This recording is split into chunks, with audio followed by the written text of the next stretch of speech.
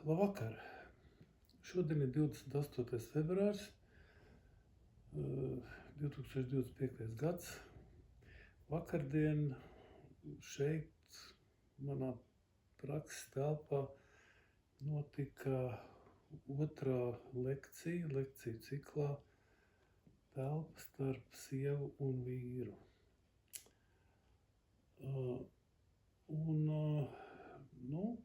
Sekojot tradīcijai, kas nav gara, šī ir otrā lekcija. Tomēr gribās izveidot kaut kādu apkopojumu vai atskatu uz to, kas notika vakardienas lekcijā.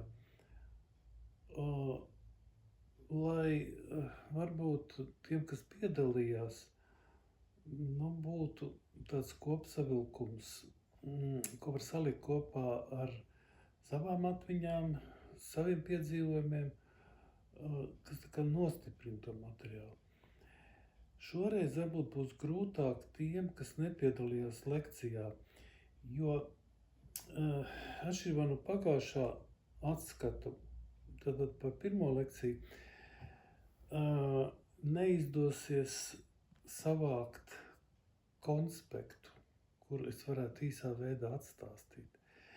Jo tēma, par ko mēs runājām, bija ļoti plaša, un viņi var tikai atkārtot.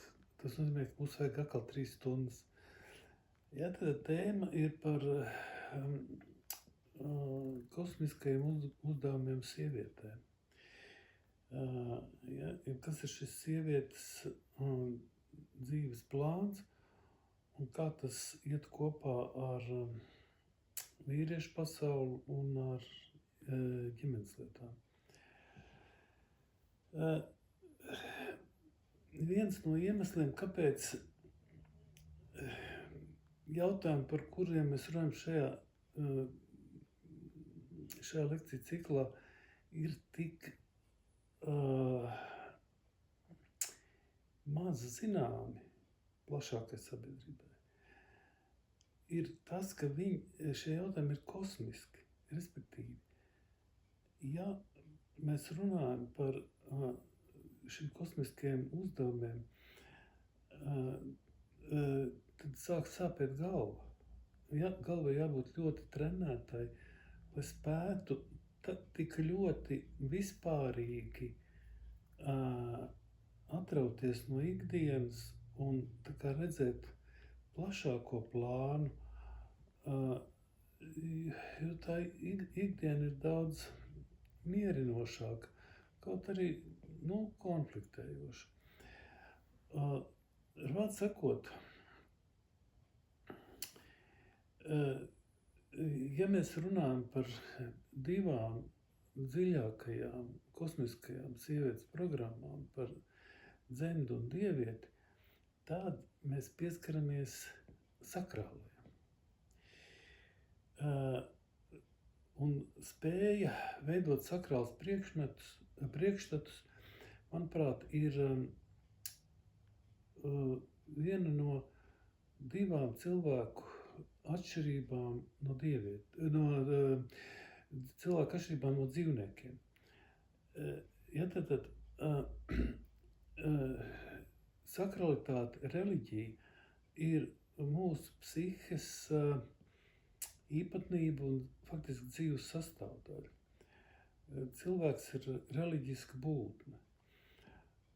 Un būtībā par to, par ko mēs runājam lekcijā un ko es tagad arī, par ko es tagad runāšu, būtībā mēs runa šeit ir par sakrālām tēmām. Un tās ir tik plašas, ka sāp galva, kā es saku, ja? Turklāt, ja mēs runājam par sievišķiem programmām, tad viņas mūs aizved tā kā vienā virzienā. Tā dzemda un dieviete, ja, kā es viņas nosaucu, viņas ir kaut kādā aizliegtā zonā, sievišķā aizliegtā zonā, kur ikdienā vīrietim atļauties nav ieskatīts un kurā sievietes orientējas intuitīvi, neverbāli, līdz ar to, tiklīdz mēs to sākam verbalizēt, tas ir kaut kas jauns arī sievietēm. Tad šī dieviete un dzemde, lai viņi mūs neaizvilkt uz vienu pusi, tiek kompensēta ar priekšstatiem par Dievu. Faktiski Dievs mums nāk palīgā, lai spētu izturēt dievieti. Es to stādos priekšā arī tā tīri vēsturiski konkrēti, ka visas dabas norises, kas ir sievišķas un kas ir dzemdiskas, var teikt, ja? vai dievietiskas, ka viņas, teiksim, tas pirmotnējs cilvēks izjūt tik pārspēcīgs, ka viņam sāka vajadzēt teritoriju, kur šī dzemdei un dievietei nav varas. Ja, tad runa pārsvarā, protams, ir par vīriešiem. Tad vīrieši meklē Dievu. Un to mēs varam sākotnēji stādīties priekšā kā kaut kādu teritoriju, ierobežotu teritoriju, kas tika svētīta un kura dievietes vara un sievišķo dievību vara nedarbojās. Ja? Tad, es domāju, šādā veidā sākās visas patriarchālās baznīcas. Tātad, tas, par ko mēs runājam vakardienas lekcijā, uz ko es šodien salikšu tādus kā punktus, faktiski ir ļoti jaudīgi un mežonīgi spēki, kuru savaldīšanai cilvēkiem ir savaidzējies patriarchālas reliģijas. Tad kaut kādā veidā Dievs ir dievietes kompensētājs. Bet, protams, kad nenoliedzami, Dievs ir arī viss avots. Ja? Un tas ir, var teikt, tā ir cita, tā kā, Dieva izpratne. un, teiksim, Dievs kā visa avots, protams, ir arī avots visam tam,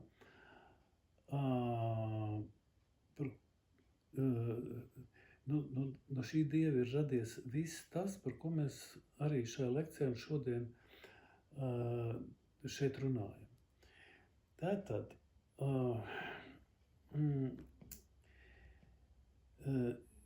ja mēs runājam par dzemdi plašā nozīmē, tad ne tikai kā par orgānu, bet par vairošanās sistēmu un par auglību, var teikt. Ja, tad intuitīvi, saskaņā ar tradīciju, cilvēcisku, ir tendence to reducēt uz seksuālo. Ja, tad, un ņemot vērā vēl modernās pasaules aizraušanos ar visas dzīves seksualizāciju, šeit ir ļoti viegli pārprast visu to, par ko es runāju, sakrālā nozīmē. Respektīvi, šī saruna par dzemdu un dievieti, viņi ir sakrāla un deseksualizēta. Lai gan to jau ir ļoti grūti atšķirt, ir kaut kādi pārklāšanās punkti, tāpēc, ka arī seksuāls akts ir ziedojums dzemdei un dievietei. Ja bērns var rasties tikai šāda ziedojuma rezultātā, tā kā tur tā sakralitāte, seksualitāte pārklājās. Un trešais aspekts, kas arī ir jāpiemina, bet ko mēs šeit tālāk neizvērsīsim, tas ir incestolitāte. Tātad attiecības starp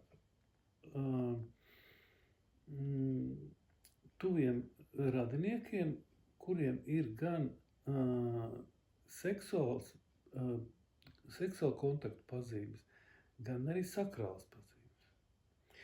Bet par to citreiz. Tātad,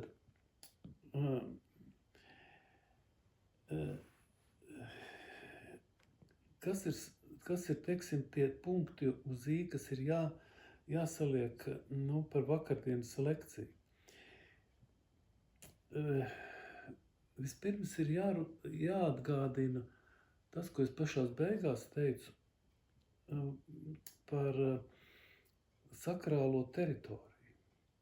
Tad tur mēs pievērsām uzmanību, kā sievietes sēž šajā lekcijā. Un tas ir diezgan skaidri, ka, lai kur arī sievietes nebūtu publiskā telpā, viņas nesēž ar platām kājām, kā vīrieši to parasti dara. Ja? Respektīvi, mēs saprotam, mēs tajā redzam, ka sievietes to ceļu, kas ved pie viņu anatomiskās dzemdes, izjūt kā sakrālu teritoriju, kurš katrs nedrīkst ienākt. Ja? Un tas ir ļoti līdzīgi, kā arī pati dzemde ir sakrāla teritorija. Un arī zināšanas, par kurām mēs šeit runājam, par dzemdi, ir sakrāls. Respektīvi, lajiem viņas nav pieejamas tādā ziņā, ka nesaprotams. Ja? Un otrkārt, kaut vai, teiksim, tas veids, kā sieviete teiksim, sēž, sargājot savu sakrālo teritoriju. Tas parāda arī zinām apjukumu, kas rodās cilvēkiem, par šīm tēmām reflektējot. Tātad, tāpēc, ka šeit sastopās divi pretēji spēki. Pirmais ir pievilcības spēks. Tātad spēks, kas aicina vīriešus ienākt šajā teritorijā, izdarīt ziedojumus, tajā skaitā radīt bērnus. Tātad dzemdei piemīt šī te īpašība būt pievilcīgai un pat neatvairāmai, ja, un gribēt sēklu. Tā teikt, radīt iespēju kādam bērnam ienākt šajā pasaulē. Kas ir brīnums, kas ir neskaidrojums zinātniski līdz visiem sīkumiem brīnums, kur ir ļoti daudz reliģisku aspektu.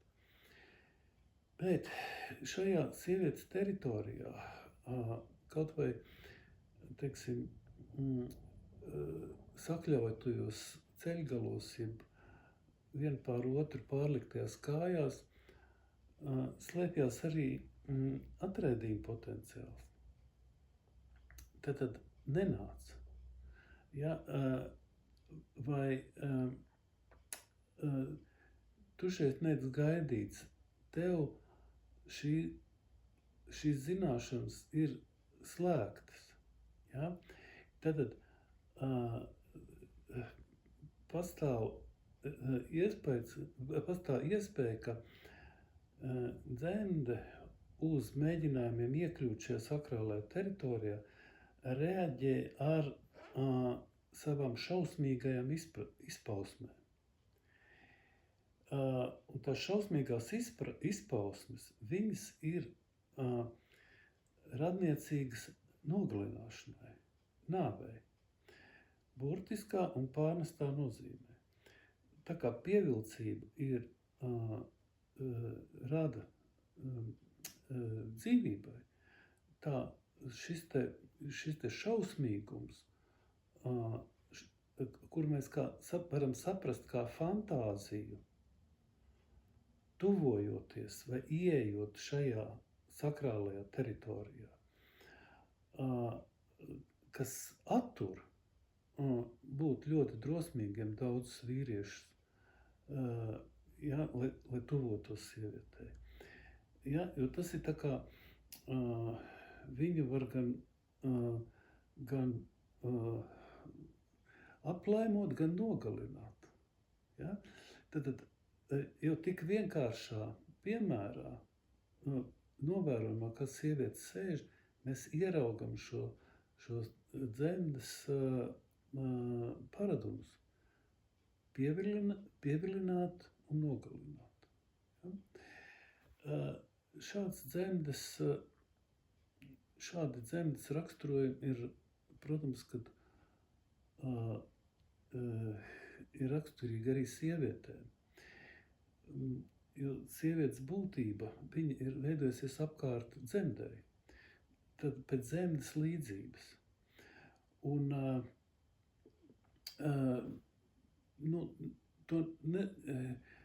šos te sievietes pievilcību un sievietes šausmīgumu un spēju atraidīt un spēju pazemot un nogalināt, to nevajag saistīt ar sievietes raksturu, bet ar kaut ko bioloģiskāku, tajā pašā laikā arī sakrālāku. Ja? Lūk, tad vēl ļoti svarīga lieta, ko mēs runājam, tas ir par teritorijas sadalījumu mājās. Tad gan pati dzemde, gan šī dzemdes sakrālā telpa ķermeniskā, kas veidojas apkārt anatomiskai dzemdei, viņas ir līdzīgas dzīvoklim, jeb telpai, kurā mīt sieviete. Tad viņš šo telpu organizē pēc tāda paša principa. Tā ir sakrāla, un tai ir jābūt, tajā jānotiek ir viss saskaņā ar dievietes vajadzībām. Respektīvi, ja šajā telpā ienāk vīrietis, viņš nedrīkst tur darīt visu, kas ienāk prātā. Un tā ir ļoti svarīga praktiska lieta. Ja vīrs sāk komandēt sievu, kur ir jāatrodās kādai lietai virtuvē vai veļas mazgātavā vai jebkur citur mājā, tad dzemde apvainojās. Un to nedrīkst uztvert sadzīviski. Respektīvi, ja to uztver sakrāli, tad sieviete ir saimniece dievietes teritorijā, priesteriene šajā mājā, un ja tur vīrietis centīsies ienākt ar saviem noteikumiem, dzemde apvainosies. Un tas apvainojums var izvērsties nogalināšanā. Tas var beigties ar attiecību saraušanu, ar laulību šķiršanu un visu pārējo. Tā ļoti svarīga praktiska konsekvence. Vēl runājot par dzemdi, ir jāuzliek tāds aspekts, kas ir manā grāmatā pēdējā pirmais templis, jeb sievietes ķermeņa simbolika.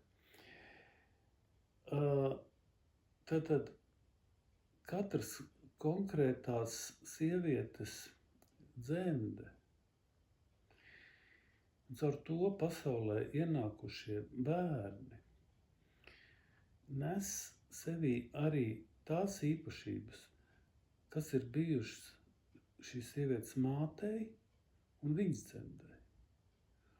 Un tā tālāk. Ar vecākot mēs ieraugam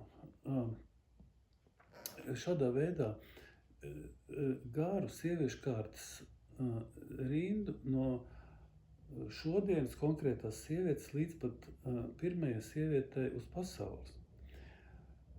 Tāpēc, ka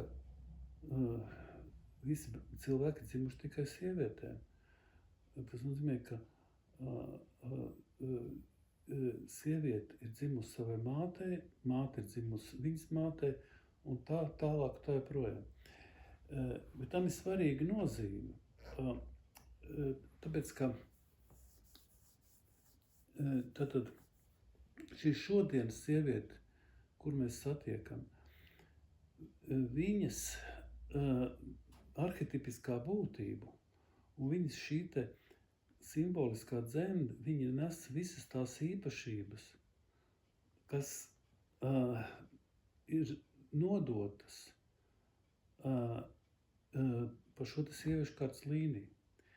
Var teikt tā, ka katrs cilvēks ir dzimis visai šai līnijai. Ja? Tad var teikt tā, ka katra cilvēka māte ir kolektīva. Ja? Tad, kur viss šīs dzemdes ir apvienojušās, un šo dzemžu līniju var uztvert arī kā tādu zemapziņas struktūru vai tādu hroniku, kas ir fiksējusi visu, kas pasaulē ir noticis. Ja, tad visu to, visus tos pagodinājumus un visus tos apvainojumus, ko šo sieviešu dziļākā būtība, tad dzemde savā dzīvēs ir pieredzējusi. Tad tas, kas ir katrai sievietei aiz muguras, tas ir viņas arhetipiskā struktūra, programmas, ko viņa sevī nes, un kas ir vēsturiski pamatotas, vēsturiski radušās, liela daļa no kurām šodien vairs nav izmantojamas, respektīvi viņas, kuras nedod kaut kādu pozitīvu, vēlamu, teiksim, pienesumu, bet kuras ir jārespektē, jo viņas nav iespējams izdzēst. Vēsturi mūsos nevar nolikvidēt. Kas no vienas puses ir brīnišķīgi, no otras puses tas ir grūti.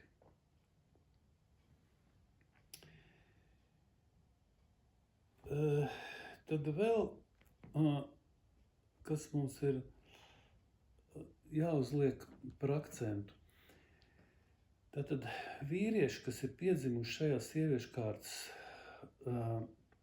radinieču rindā, dēli, ar vārdu sakot, viņi, protams, ka neturpina šo rindu turpina meitas. Bet dēli ir priekš tam, lai šajā savas mātes rindā sakrāto enerģiju, spēku, jeb otrādi vājumu aiznestu uz kādas citas sievietes rindu. Un šai sievietei dotu sevi kā resursus, lai viņa varētu dzemdēt un audzināt savus bērnus. Ja, tad šeit mēs redzam, kā sievietes padalās ar vīriešiem, vai kā viena sieviete izaudzina dēlu priekš otras sievietes, un kā būtībā šī te pieredze caur dēlu aiziet uz citu sieviešu kārtas rindu. Ja, tie ir arī tādi kosmiski mērogi, par kuriem domājot, var sākt sāpēt galvu.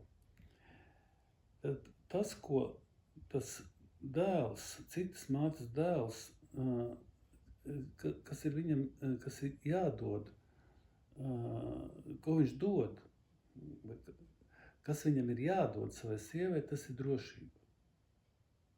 Jā, tad drošība, viņš dod drošību savai sievai, un viņa dod drošību abu kopīgajiem bērnam un bērniem. Tā ir tā pamatdoma, bet, protams, tā drošība, ko dod māte, viņa ir ķermeniska un emocionāla. Tas ir siltums, kas bērnus iedrošina sākt dzīvot šo dzīvi. Bet tēva drošība ir vairāk, protams, materiāla. Tēvam jāsagādā pārtika, tēvam ir jāsagādā dzīves apstākļi, tēvam jāsagādā finanses. Tie svarīgi uzdevumi, kuri, protams, visi reducējās, cik droši mēs varam justies šodien un cik droši mēs varam justies nākotnē. Tad tas, cik tas tēvs, kāds viņam ir potenciāls šo drošību dot, ir ļoti atkarīgs no tā, kas notika telpā starp viņa tēvu un viņa māti. Tātad, vai tur dominēja šis pievilcīgums un dzīvīgums, ja tur dominēja šis šausmīgums, aizvainojums un nāve. Ja, tad šis viss ietekmes ir kā jaucās kopā. Un līdz ar to mēs iegūstam jaunu priekšstatu, jaunu skatījumu par šo galveno lekciju cikla tēmu telpa starp sievu un vīru. Un uz šo telpu mēs arī varam skatīties kā uz sakrālu. Bet tā ir tāda sakrālā telpa, kur kaut kāda vieta ir arī vīrietim. Bet viņam tajā telpā ir jāuzvedās saskaņā ar tiem likumiem, kuru nosaka, tā teikt, sieviete, dzemde, sieviešu kāds rinda, mūžīgie likumi apkārt ienākšanai šajā pasaulē, no tās pasaules. Tad, ja mēs tuvojamies izpratnē par šiem likumiem, tad mēs tuvojamies izpratnē, kas mums ir vēl jādara, lai šī telpa starp sievu un vīru būtu harmoniska, lai tur nedominētu kaut kādi noārdoši spēki. Un, ja mēs to darām, tad mēs iedodam saviem bērniem vairāk dzīvības enerģijas nekā nāves enerģijas. Ja, ko mums visiem vajadzētu tā kā censties darīt. Protams, šajā lekcijā bija arī ļoti daudz, ko mēs nepaguvām, un kas bija arī ierakstīti jūsu jautājumos, ko jūs man atsūtījāt un ko es pēc tam jums aizsūtīju visiem atpakaļ. Sevišķi tur mēs neatbildējam uz jautājumu, kā notiek šī te dēla nodošana no mātes pie sievas. Kādā veidā šie te dēla resursi, ko viņam būtu jābūt saņēmušam no mātes un tēva, kā viņi aiziet uz sievu. Ja? Vai aiziet, ja tas dēls paliek pie mātes, vai vairāk pie mātes, ja vairāk pie sievas. Tad, kas veidojās, kas notiek šajā trīsstūrī? Vīrs, sieva un vīrmāte. Bet par to laikam kādā no nākošajām lekcijām. Nu, lūk, tātad šis materiāls, ko es tagad ierunāju, tiks ielikts manā mājaslapā, un tagad, kad jūs viņu skatāties, tad viņš jau tur ir ielikts. Tajā mājaslapā reizēm ir grūti pievienot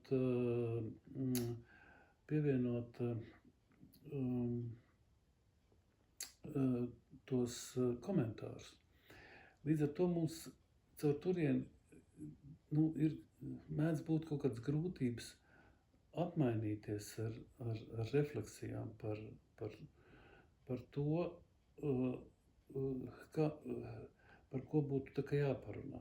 Tāpēc varbūt darīsim tā. Jau tagad sūtiet uz mani e-pastu refleksijas par šo lekciju, jautājumus, priekšlikumus, visu, ko gribās teikt. Tad es viņus savākšu kopā un atkal aizsūtīšu, lai jums ir visiem, ko visi ir atsūtījuši. Un tiksimies nākamajā reizē pēc mēneša 27. martā šeit pat. Paldies visiem par uzmanību un uz redzēšanos pēc mēneša.